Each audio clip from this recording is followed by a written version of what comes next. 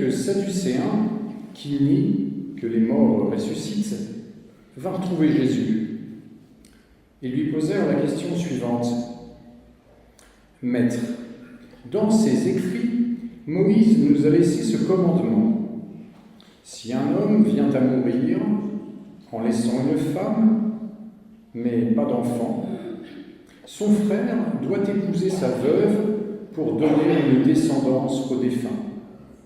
Or, il y avait 7 frères. L'aîné se maria et il mourut sans laisser d'enfant. Le second, puis le troisième épousèrent la veuve, et ainsi de suite jusqu'au 7e. Et ils moururent tous les 7 sans avoir eu d'enfant. En fin de compte, la femme mourut elle-même aussi. Eh bien, cette femme, à la résurrection, duquel des 7 frères sera-t-elle la femme? Car ils l'ont tous eue pour épouse. Jésus leur dit, « Dans le monde présent, hommes et femmes se marient, mais ceux qui seront jugés dignes de ressusciter d'entre les morts pour faire partie du monde à venir ne se marieront plus. Ils ne pourront pas non plus mourir, parce qu'ils seront comme les anges, et ils seront fils de Dieu, car ils seront ressuscités. Que les morts ressuscitent, Moïse lui-même l'a indiqué lorsqu'il est question du buisson ardent. En effet, il appelle le Seigneur le Dieu d'Abraham, le Dieu d'Isaac et le Dieu de Jacob. Or, Dieu n'est pas le Dieu des morts, mais le Dieu des vivants. C'est donc bien que pour lui, les patriarches sont tous les 3 vivants. Alors en préparant ce texte, voilà, j'ai un petit moment que j'y travaille, et puis dans la semaine, j'ai lu un article dans l'hebdomadaire La Vie au sujet d'un livre qui vient de sortir concernant Albert Camus, qui s'appelle Le Christ d'Albert Camus. Et il y a des citations d'Albert Camus. Donc une citation, une phrase qu'il a prononcée au lendemain de sa remise de son prix Nobel de littérature en 1957. Alors, il dit Albert Camus, « Je n'ai que vénération et respect devant la personne du Christ et devant son histoire. Je ne crois pas à sa résurrection. » Et puis, plus tard, Camus dira encore, « Je ne partirai jamais du principe que la vérité chrétienne est illusoire, mais seulement de ce fait que je n'ai pas pu y entrer. » Bien triste. Camus qui était donc lucide sur ses propres limites, mais aussi humble devant la foi des croyants. Donc la résurrection, sujet du texte, peut être une grande difficulté pour recevoir le christianisme. Alors le texte que nous avons lu, donc il fait partie d'un ensemble que l'on trouve commun dans les évangiles aussi de Matthieu, de Marc. Il y a plusieurs scènes qui s'enchaînent. Jésus est à Jérusalem, ça commence avec l'entrée dans le temple. Donc il est en prise avec les vendeurs du temple. Il y a les grands prêtres, les scribes, qui vont mettre en cause son autorité. Il va y avoir la parabole des vignerons, qui est une parabole contre les grands prêtres et les scribes. Et puis on va chercher à le piéger, il y a l'impôt qui est dû à César. Et puis arrivent les Sadducéens, qui vont poser cette question sur la résurrection. Et puis Jésus va aussi leur poser une question sur le Christ, fils de David. Comment peut-il l'appeler son fils alors qu'il dit Seigneur? Et puis encore une mise en garde contre les scribes qui dévorent les maisons des veuves. Et puis on va trouver la veuve qui donne tout ce qu'elle possède. Et puis enfin, Jésus va annoncer la destruction du temple. Et puis des questions ensuite vont être sur la fin des temps. Donc c'est un enchaînement qu'on trouve globalement, donc c'est intéressant d'avoir cette pensée qu'on est dans un moment un peu crucial, avec des oppositions de la part des pharisiens, des scribes, des sadducéens. Alors petite redite, parce que Joël avait donné des explications la semaine dernière, mais qui sont ces fameux sadducéens? Alors, Pour se positionner, on a quelques sources, on a le Nouveau Testament, il y a quelques textes qui évoquent ce parti, et on a aussi l'historien juif qui était devenu proche de l'empereur romain, Flavius Joseph, qui explique un petit peu ces différents partis religieux. Mais bon, il y a quelques textes rabbiniques qui sont plutôt opposés aux Sadducéens. Par contre, on n'a aucun écrit des Sadducéens. Le judaïsme ensuite était le judaïsme rabbinique des rabbins, donc des pharisiens. Et alors ce que l'on sait sur les Sadducéens, c'est qu'ils rejetaient les croyances en l'au-delà, à la résurrection, le fait qu'il y a un jugement après la mort. Et il était constitué, ce parti, de prêtres, c'est étonnant, et c'était plutôt un parti à la fois aussi politique et religieux, hein, puisque à l'époque, religion et politique étaient mêlés. Et ils ne reconnaissaient pas non plus la notion de tradition orale, comme les pharisiens. Tradition orale qui a une grande importance jusqu'à nos jours dans le judaïsme. Et eux, ils s'appuyaient surtout sur, comme Joël l'a dit la semaine dernière, sur la Torah et en particulier sur les 5 premiers livres de Moïse. D'ailleurs, on remarque qu'ils vont utiliser des paroles de Moïse et que Jésus va leur répondre par des paroles de Moïse. On est bien dans un débat à ce niveau-là. Alors aussi, on voit que les Sadducéens disent, Moïse nous a dit, en fait, que si un homme meurt sans avoir d'enfant, un homme marié, il faut que le frère prenne sa femme. Donc c'est la loi du Lévira, qu'on trouve dans le Deutéronome. Et on a aussi déjà une référence à cette pratique dès l'époque de la Genèse, puisque Judas, donc Judas, fils de Jacob, un des 12 patriarches, a dit à son fils Onan d'accomplir son devoir de beau-frère. Donc c'est avant la loi, donc c'est probablement des pratiques très anciennes et une pratique qui est reprise dans la loi. Voilà, donc ça c'est juste pour un peu préciser deux points qui peut-être posent question. Et donc, au temps de Jésus, même au sein de cette culture juive, avec la Bible entre les mains, enfin l'Ancien Testament, on trouve des responsables religieux, donc là, les Sadducéens, qui ont des arguments contre l'idée de résurrection. Et quelques décennies plus tard, on va trouver Paul au sein de la culture grecque, qui va aussi annoncer la résurrection, et on se souvient quand il était à Athènes, on finit par se moquer de lui quand il aborde le sujet de la résurrection. Et puis, Paul va être arrêté, il va se retrouver avec le roi Agrippa et avec le gouverneur romain Festus. Et puis, il va aussi parler de Jésus et de la résurrection. Et quand il parle de la résurrection, Festus dit « Mais tu es fou, Paul, tu es devenu fou ». Et même parmi les chrétiens de l'époque, quand Paul écrit aux Corinthiens, il y a des chrétiens qui nient le fait de la résurrection. Donc, dans ces époques reculées, croire à la résurrection, c'était pas très naturel.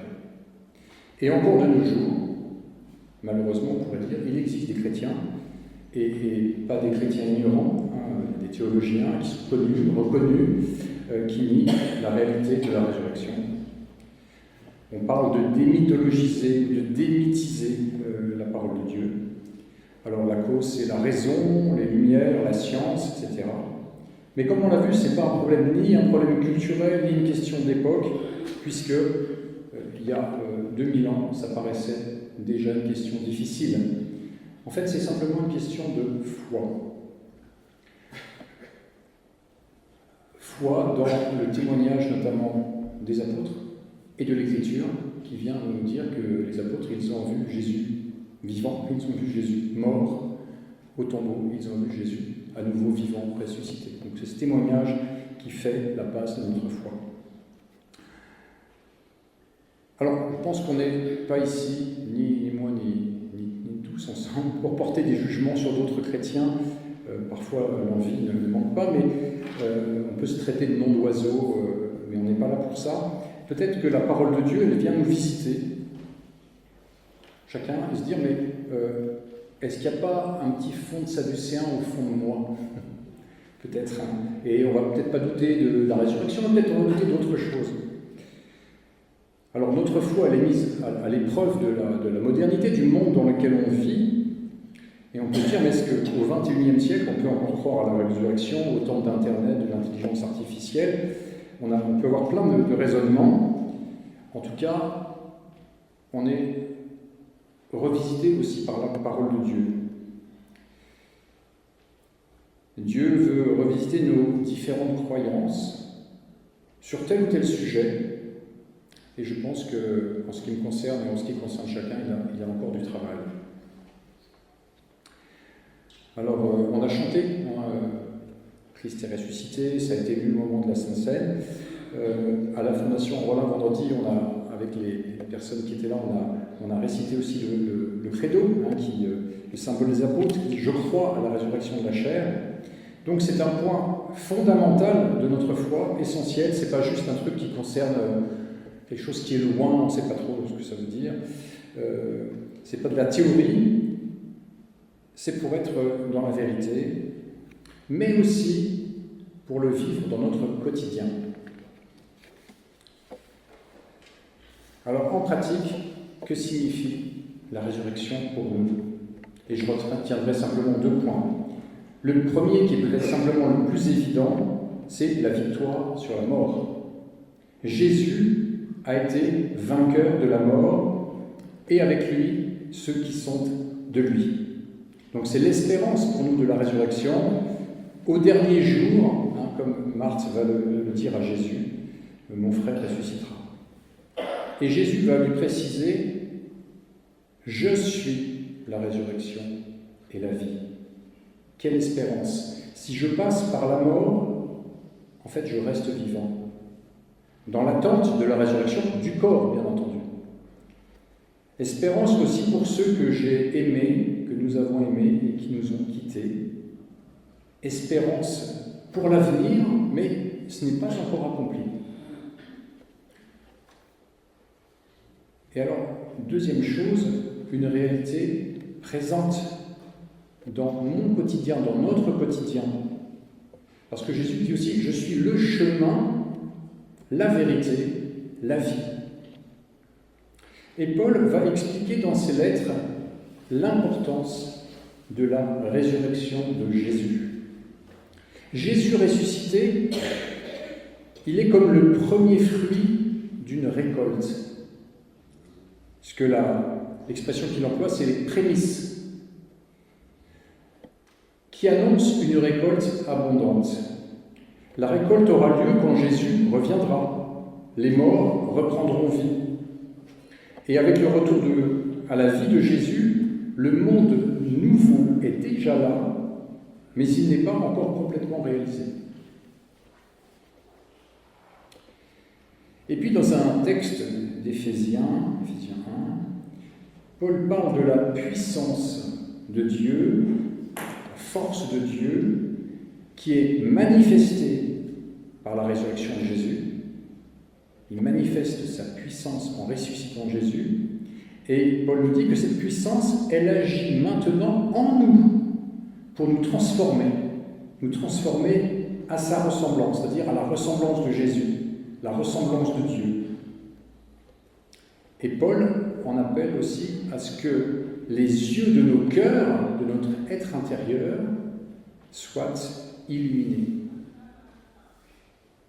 Il continue en disant que nous étions morts dans nos fautes, donc morts avant d'être passés par la mort physique, on était morts dans nos fautes, mais Jésus nous a rendus vivants, Dieu nous a rendus vivants dans le Christ. Nous sommes son ouvrage, je cite un Éphésiens 2, nous avons été créés, et on pourrait peut-être oser dire recréés, en Jésus-Christ, pour les œuvres bonnes que Dieu a préparées d'avance, afin que nous nous y adonnions. Donc ça, c'est Éphésiens 2. Et on voit que le Seigneur est premier dans cette œuvre, et il nous y fait participer.